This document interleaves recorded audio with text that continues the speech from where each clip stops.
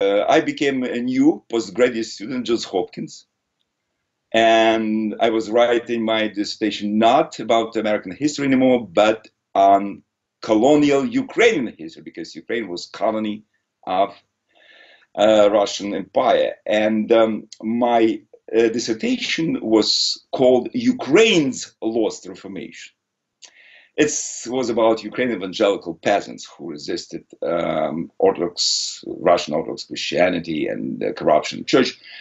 But my supervisor at Johns Hopkins and an editor of a book which was based on this dissertation asked me to replace a title of my book and my dissertation.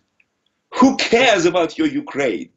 It was, they told me, you need to remember, it was 1999. They asked me to replace this, and I did. And therefore, my dissertation book was called Russia's Lost Reformation, because Ukraine was a province of Russian Empire in those days. And this was the first encounter with reality of American academia. I realized that nobody knows about my land, about my country.